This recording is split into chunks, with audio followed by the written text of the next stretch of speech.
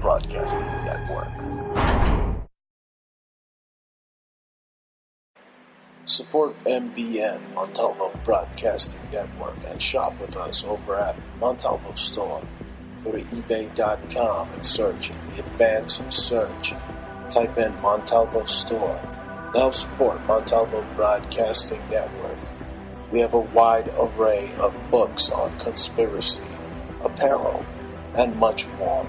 Support your favorite radio station, Montalvo Broadcasting Network, by visiting Montalvo Store on ebay.com.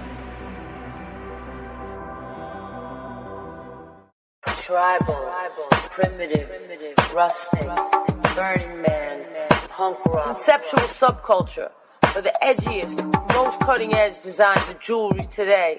Go to etsy.com/shop/conceptual subculture, or one word, either by going to Google or search Etsy, ETSY.com, and type in one word, conceptual subculture.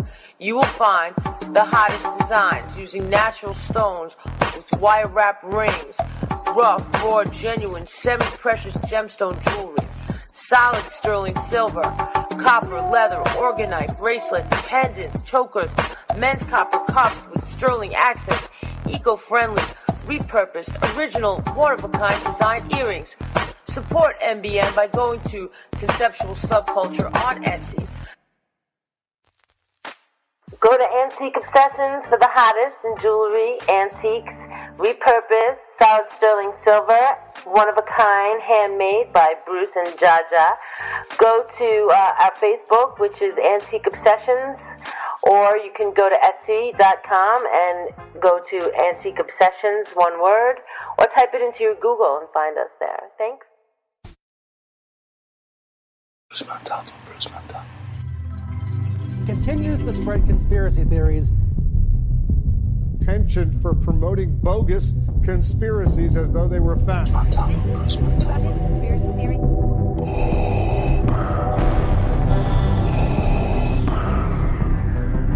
This is CNN, a network of China Broadcasting System. All hands, Bruce Montalvo. Bruce Montalvo is the only radio talk show host that's not controlled.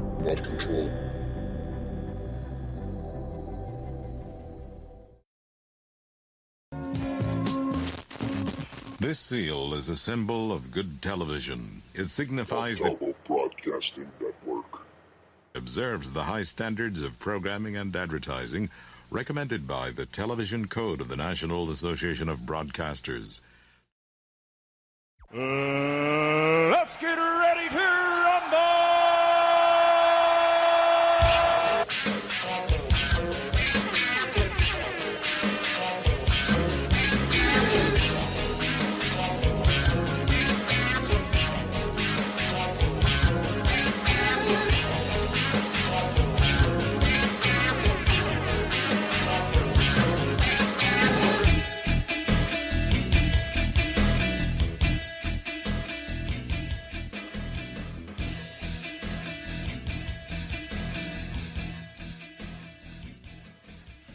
Well, ladies and gentlemen, it's June 25th, 2019, and you're listening to a very special episode of the Bruce Montalvo Show.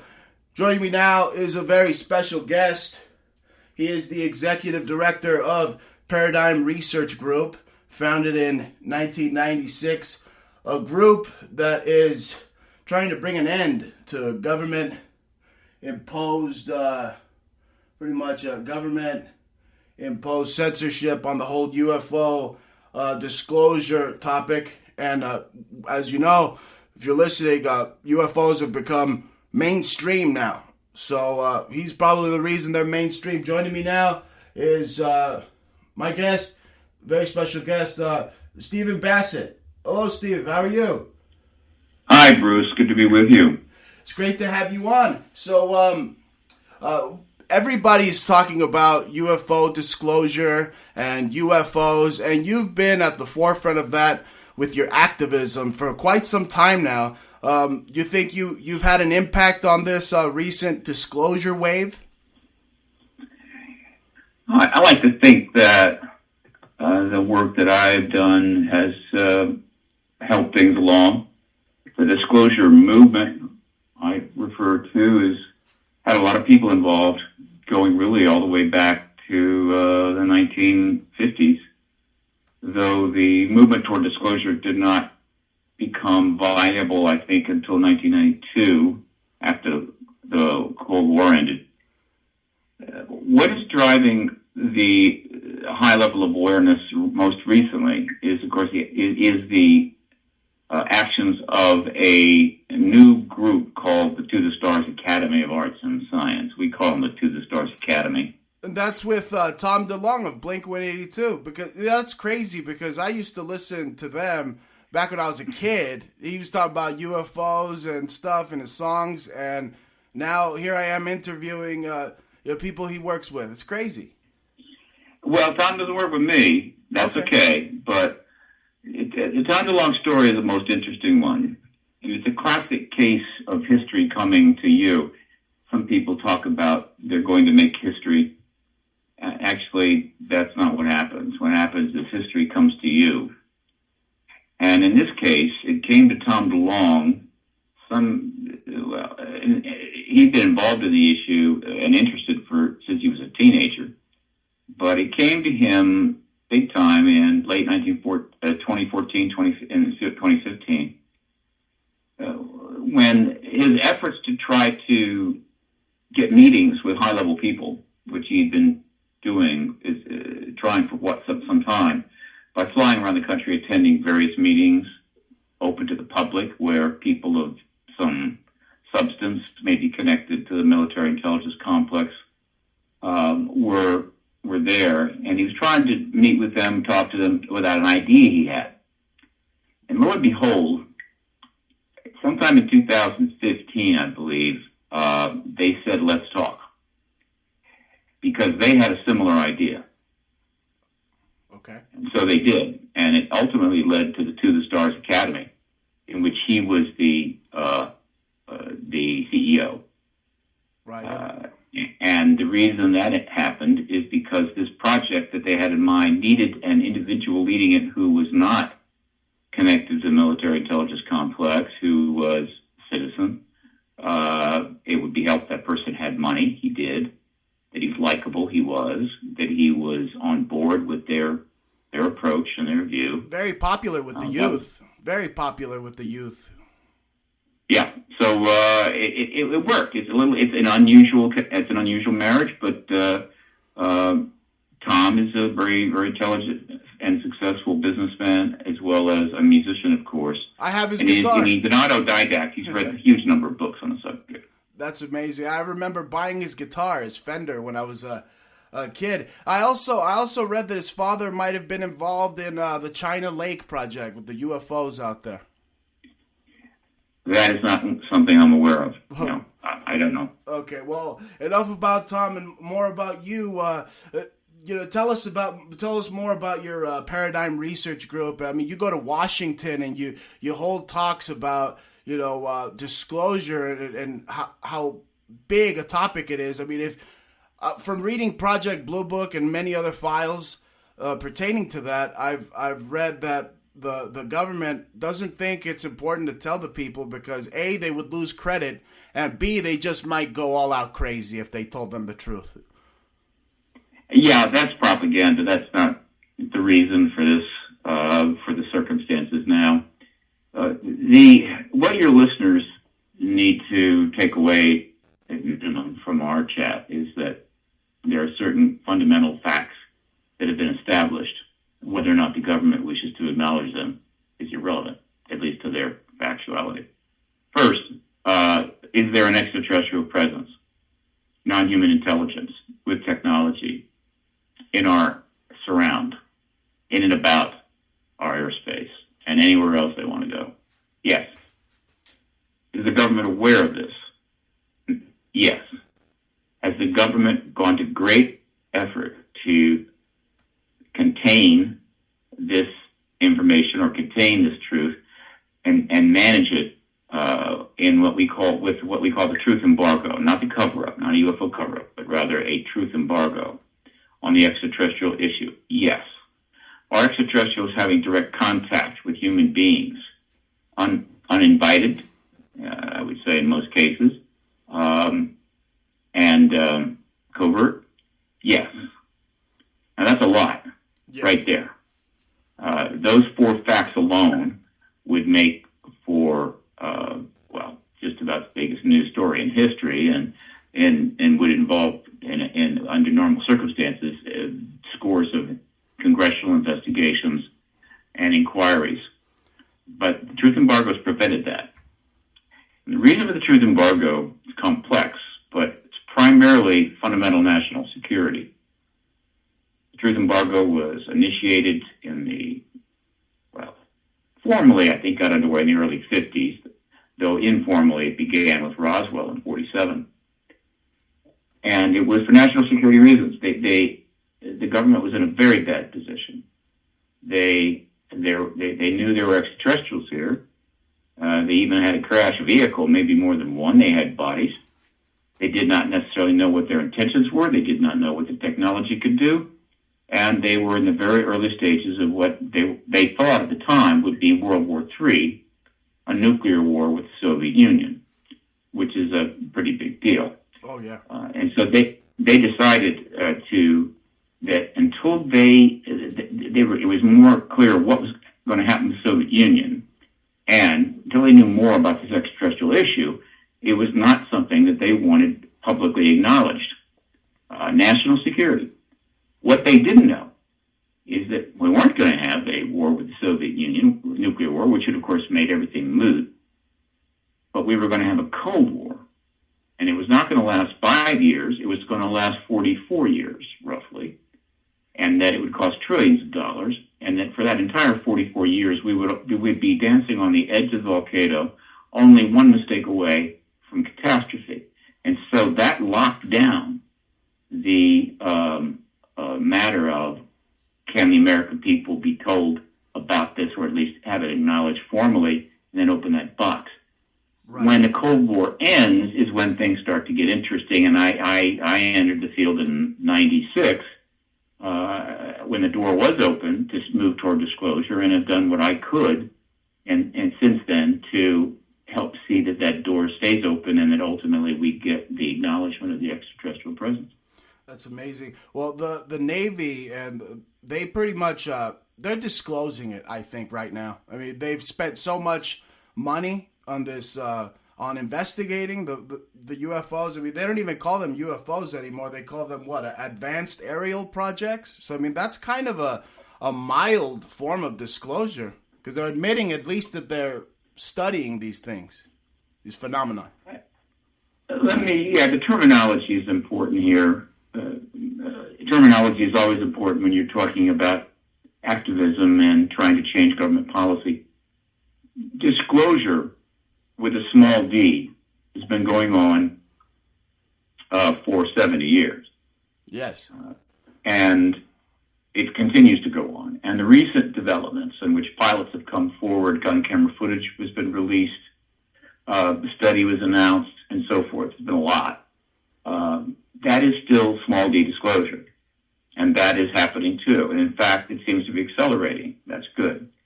Capital D disclosure is the goal of the movement, the disclosure movement. And capital D disclosure is an event. It is and only is the formal acknowledgement of this extraterrestrial presence by the heads of state. In other words, capital D disclosures happen when President Putin, President Trump, President Xi Jinping, Prime Minister of the UK, and so forth have acknowledged to their citizens that this extraterrestrial presence is real. That's capital D disclosure. Right. And until we get that, we're not going to be able to resolve this issue, and we're not going to be able to move forward. Well, they've been hinting at it. I mean, certainly, if you go back to 1919 and books from Fortean writer Charles Fort, I mean, he talks about UFOs. That's 1919. And as we know from the now 13-year series, Ancient Aliens, right, there is quite a bit of evidence, though it's a little trickier to deal with since it's ancient, that there's been involvement by extraterrestrials with us on our planet in past times, though it's the modern aliens that concern me, and it's the modern aliens that are going to is where this thing is really going to go forward. So this is not surprising. Once someone gets over all of the propaganda and gets through the mythologies, and if they have an understanding of what the universe is, how big it is, and what's in it, it's not hard to finally understand that the likelihood of us being alone in the universe as sentient beings is about as close to zero as you can get without getting there. And then all that's left is, can the light speed barrier be circumvented through technologies unknown to us at this time? And the answer to that is almost certainly yes. And so once you get there, then the only question is, when are we going to decide to step up, acknowledge these truths, and figure out how we're going to run this planet and how we're going to deal with ourselves and our own issues in light of the fact that we are already being engaged by civilizations more advanced than us. Right. I mean, when you look back at ancient folklore and stories like the Promethean tale, I mean, those could have very well been, celestial deities, interdimensional deities. Who knows? I don't know about interdimensional, but the case for long past involvement by ETs, very likely not the ETs we're dealing with now in the modern era, but of another type, other species, is pretty good. Could they be humanoid? I mean, the term extraterrestrial, I mean, you break it down, the etymology really just means extra land. I mean, could they look like us? Could aliens be us? That's a very complicated question. That's a very tricky question. The ones that are dealing with us are similar in these ways. The ones that we know a lot about because of the contactee reports that have come in. Right. They're all 2 legs, 2 arms, 1 head, 2 eyes. This is somewhat under the heading of humanoid, but of course humans, in some cases, they're not. Now, why that is an interesting question. The ETs that have been talked about in lore, yes, going back thousands of years, also seem to be humanoid. Now, does that mean that every sentient being in the galaxy is humanoid? No. Oh no. As a matter of fact, I think science is pretty clear that the cetaceans, the dolphins, yeah, and porpoises and so forth, even possibly whales, are sentient. They're extremely smart and, we believe, self-aware. But they don't have fingers. And because they don't have fingers and they live in water, they're never going to build rocket ships to go to other planets and stars. So being interstellar implies a tremendous amount of technology and the manipulation of technology. And so it's not shocking to me that those intelligent beings that are able to accomplish this have the humanoid or that standard model, 2 arms, 2 legs. The movie Arrival was a very good movie, and one of the fascinating things about it is that Arrival tried very hard to show an extraterrestrial engagement by sentient beings that were not humanoid. And they did about as good a job as you can do. Right.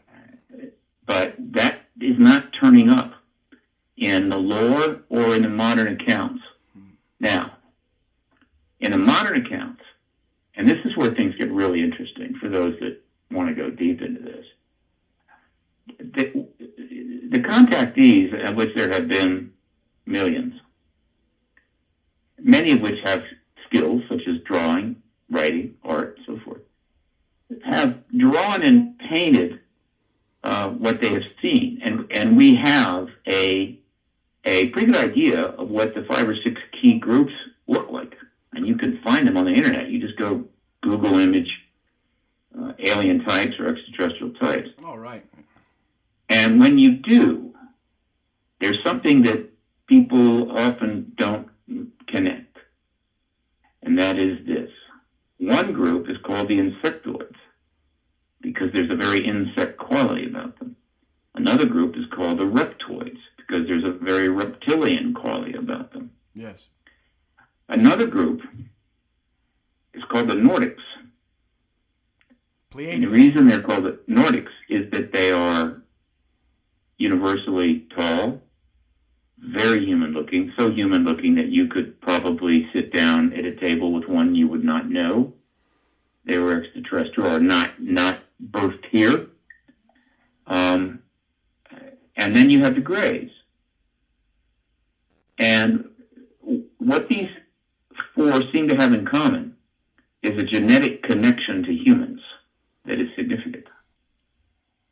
The reptile, I say genetic connection to the biosphere, to the Earth biosphere. The reason I believe that the insectoids look insect-like is because there is insect DNA in them, very likely taken from here. The reptoids, same thing. They look reptilian because there's reptilian DNA in them that was taken from here. Could they operate more on a parasitical level, some of these aliens, like where you are their vessel? And because you said they're not able to build the rocket ships we are, maybe on a parasitical level, microbial level, macrocosmos, they're able to infiltrate our bodies, thus controlling us.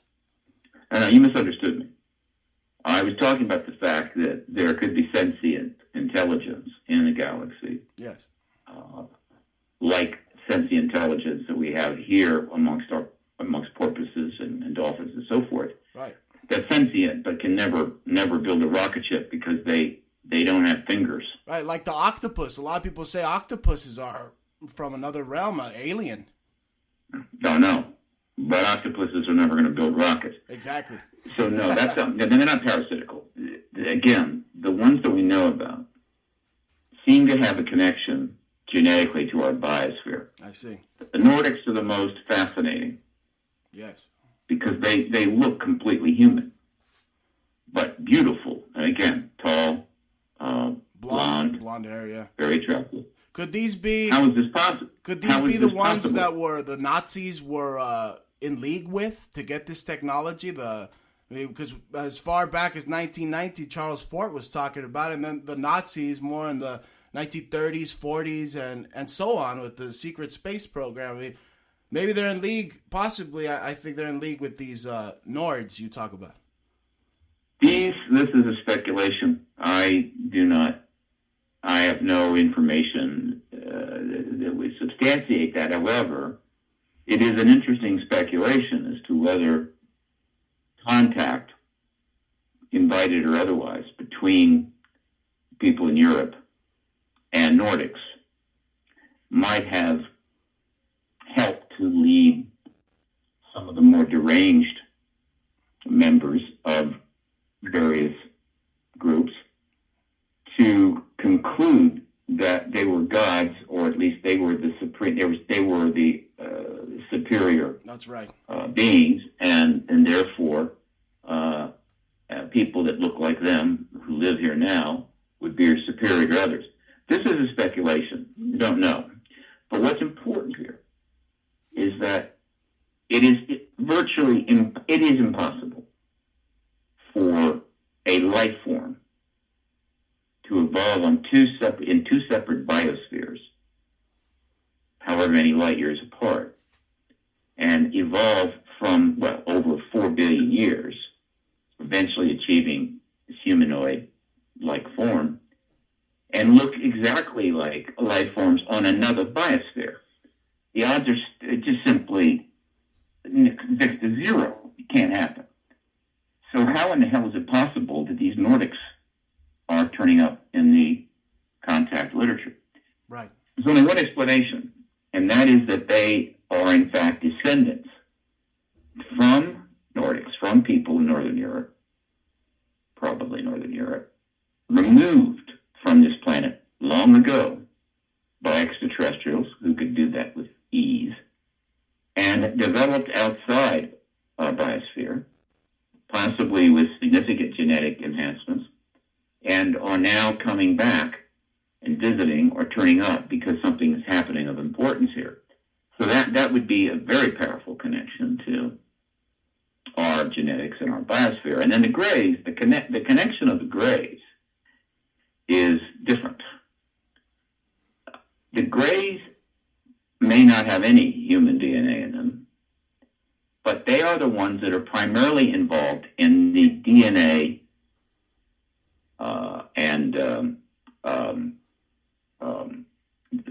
involving the DNA genetics. Yes. Involving humans. They are the ones that are principally involved in the contact,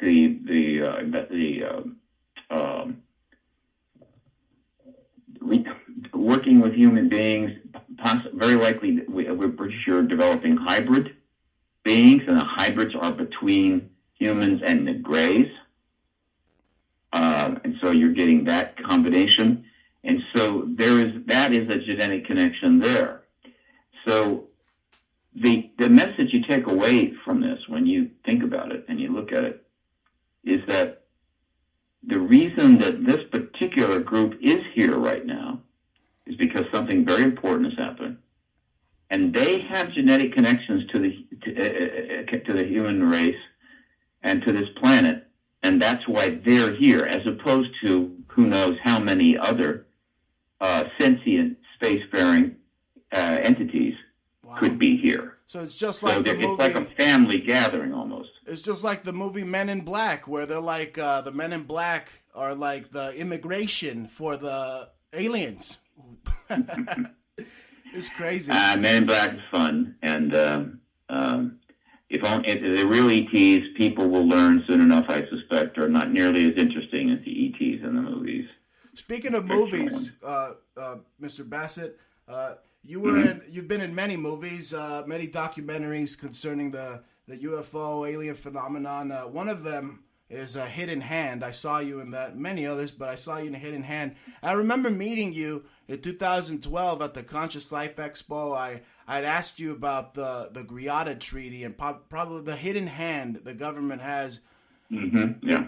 You know, you were just talking about the Greys experimenting on humans. That falls under that treaty that Eisenhower supposedly signed to experiment on people for weaponry. Yeah, this is a thread that's out there in the amongst people that are interested in this subject. It's a retroactive, in my view, speculation. Over time, we learn, of course, that the government has been suppressing this information and has obviously classified it. We learn about the contact. People surmise that could this contact, or rather that this abduction-type contact be taking place unless the government was cooperating. And then there was the incident where Eisenhower did go missing for a bit of time. Right. And may very well have gone to see something of an extraterrestrial nature, but it could have been bodies from the Roswell crash. Who knows? And people concluded that no, he met with extraterrestrials, and in fact, a agreement was breached. And this caught people's imagination, and they run with it. Has it been proven we have such a treaty? No, not even close. Is it an unreasonable speculation? No. So it has to be put in that box of unknowns. That's right. We're not going to find out one way or the other until after disclosure. And if formal disclosure, capital D, and if in fact there is a treaty that involves technology and abduction events, it will be one of the most difficult. Oh yeah. Politically, exopolitically, and public relations-wise. Oh, the blowback. Subjects that the government is going to have to deal with post-disclosure. That will be really tough. And my attitude is, I get it, but if you want a job be a leader or a politician, if you want to be serving the country in the military intelligence complex, then you have to do the tough things. If you don't want to do the tough things, find other work. Right. You and your group, the Paradigm Research Group, I read that you were trying to bring the topic of UFO into the 2016 election, right? And boy, did they talk about UFOs during that election. I mean, Hillary Clinton on talk shows, you name it. How true is that? Not trying. I was successfully able to make the extraterrestrial ET connection to Clinton and her political team, including her husband, a story in that campaign, which lasted 2 years. And it got heavily covered. 400 articles around English language press around the world were written about it, including the major papers, Washington Post, New York Times, so forth. And it could have become a huge story in that campaign under normal circumstances. But the truth embargo was still in place. The media has made a lot of progress, and they wrote a lot of articles, but they refused to really challenge the Clinton political campaign on this issue and get to the bottom of why she was talking about it, and a connection back to the Rockefeller Initiative. And then the debate hosts who conducted the many, many debates and forums during that election never brought it up, in spite of all the 400 articles and all the press about it. They never asked a single question, which is all you need to know about the fact that the presidential debate system in the United States and how it's conducted is what's the word I'm looking for? A sham. It's a sham. It's incompetent. And it is a real problem for the American people. Absolutely. And is hurting our ability to get good leadership. It really is. And the fact that Hillary's batshit crazy didn't help the UFO community either. It made us look crazier, right? That's not a view that I'll endorse one way or the other. That's okay. That's that they have those disclaimers on these talk shows of the views and the host, and that's for me. Anyway, Mr. Basset, it's no surprise to me that some of the first hearings on Capitol Hill, they took place in 1968, right? And you guys, you were there doing the hearings for disclosure in 2014. So 68. That was 10 years removed from that Washington, D.C. incident, 1958, where it seemed like there was all sorts of hovercraft, as I like to call them, hovercraft, over the White House. Well, you're close. Let me clarify the timeline. Okay. There was a very famous event. It occurred over a couple of days in July of 1952. Right, 52. Okay. This is a famous Washington D.C. sighting, and which scared the government. Oh yeah. The president and the military quite a bit, and forced them to take much more aggressive action regarding the subject and the public's engagement of it. They held a secret panel called the CIA Robertson panel, concluded that they needed to contain the subject, and they did. They brought it under control. Then eventually, though, sightings continued to take place throughout the 50s and into the 60s, and the pressure was building. A nightcap was the National Investigation Committee on Aerial Phenomena, was very large with a lot of very strong members, solid members, doing a lot of research, and pressure was building on the truth embargo. So they held a hearing in 66 to try to relieve some of that pressure, and then they held a larger event in 68 that was Gerald Ford, who was congressman in Michigan, helped bring that about. But from the standpoint, and that was fine, and it was a legitimate hearing, and there were legitimate statements made there, but it really wasn't done to get anywhere. in terms of advancing the issue, but rather to simply go through the motion of letting people come in and talk. This is before media, this is before rather social media and the internet and so forth. Because they were actually trying to shut everything down. So they held the hearing in '68, so fine, we had our hearing. Then shortly after that, they commissioned the Condon report, which concluded, which was preordained to conclude there was no issue here, and allowed them to shut Blue Book down, and they were also in the process of ending NICAP. So as of '69 and '71, they felt they were out of it. They were going to be able to contain this now for a good while. And MUFON was created in '69, but it took a while for it to develop significant impact. Right.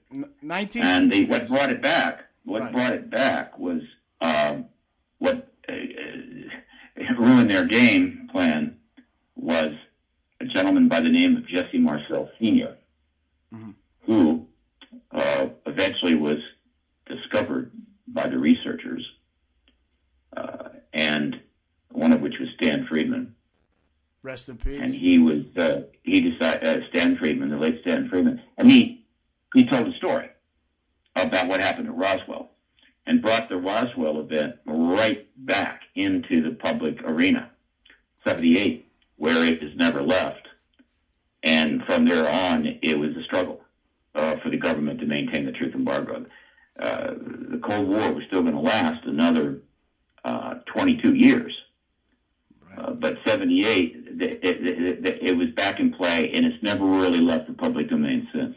Wow. So 1952, that wasn't too far removed from World War II, where it was said that the Germans had this craft that nobody had ever seen before. They were putting it on their stamps in Bavaria, and they called them Foo Fighters.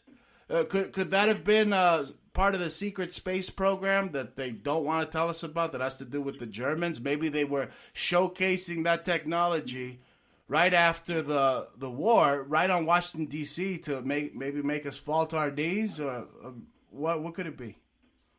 Well, I'll clarify as best I can for your audience. The progression is this. The Foo Fighters were somewhat similar to what the Navy has been talking about and of late, and what some of the gun camera footages are showing. And there's only 3 that's out. The Foo Fighters were almost certainly extraterrestrial. Manned, probably not. Drones, probably. And they were monitoring things during World War II. They were not Nazis. Furthermore, I met for a lengthy chat with Nick Cook, who wrote the book Hunt for Zero Point, which I encourage people to read. It's a great book.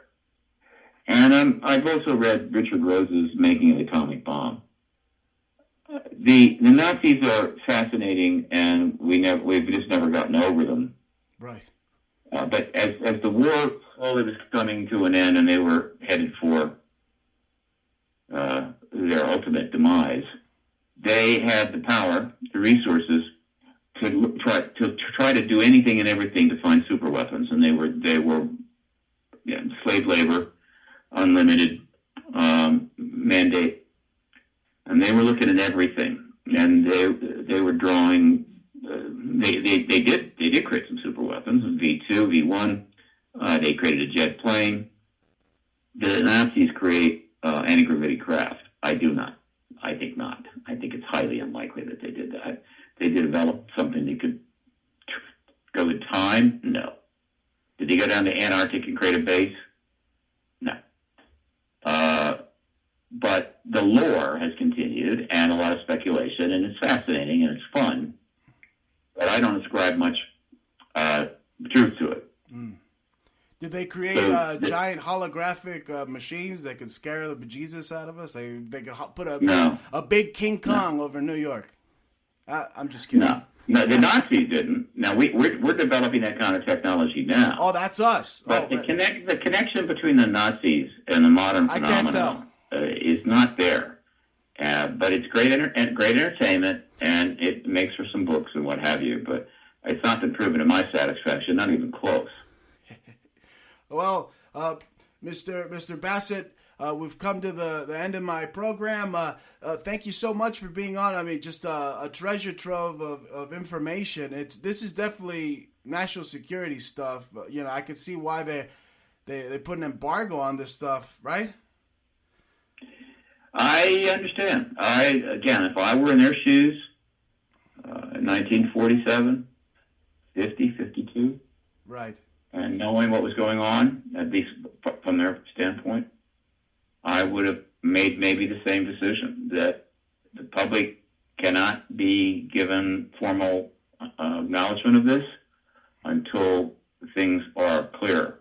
And given what they were faced at the time, the decision was probably reasonable. What is not reasonable is that after the Cold War ended, they decided that they were going to extend that truth embargo. Right. Maybe some even felt indefinitely. And from every day that passed since the Cold War has ended, the justification for the truth embargo has diminished, and it's now a serious problem of significant liability, and it's going to have to be resolved. Well, absolutely, and the experimentations that they say they take place in with human bodies and people going missing. This is all black ops stuff intertwined in the subject. But anyway, thank you so much, Mr. Basset, for being on. Can you give us your website, where to find your books, your movies, so my audience can go there and support you? Our website is paradigmresearchgroup.org. Paradigm is spelled DIGM, paradigmresearchgroup.org.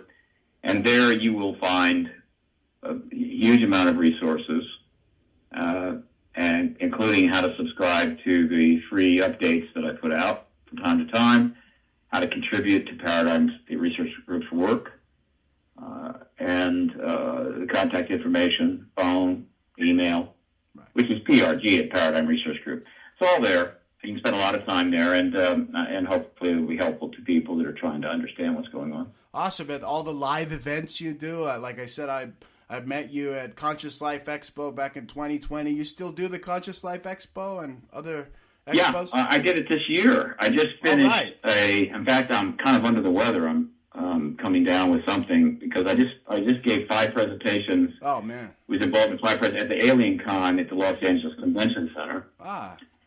Pretty sizable events. Cool. And I've got, I'll be speaking at the Alien Expo, XPO, at the Knoxville Convention Center, August 17, 18. And then I will be speaking at the Alien Con Dallas in October, another substantial event. And then I will be in November rather, I'm going to be, along with Nick Pope, I'm going to be doing a five-city lecture series in Brazil. So I'm speaking out as much as I can, and of course I continue to do interviews. Thank you. I've done well over 1,200 now, which is my principal job, really. That's awesome. We loved having you. We loved the research. I'm going to have to throw my own alien convention out here in Arizona, Tucson, because I think I've seen something out here. Something over my house glowing very bright. I'm not lying. I believe you. A lot of sightings. Arizona in general has had a lot of sightings. It's whatever reason. I was throwing my trash out. Surprised me at all. I was throwing my trash out, and then this huge light out of nowhere. I mean, I know my neighbor's lights are not that bright, and since when are there lights in the sky like that? I mean, it wasn't the street pole, a street light. It wasn't a plane. It was just like someone turned on a light switch and then turned it off right away. And I was like, what the heck? What? I was baffled, Mr. Basset. Anyway, I don't want to take up more of your time. Thank you so much for being on my show. I hope to talk to you soon. And you have great lectures, and I hope to see you at one of those very soon. You probably will, Bruce. And thanks for having me on. And I hope it's been helpful to your listeners. Great broadcast. Thank you, Mr. Basset. All right. Thank you, Steve. Thank you.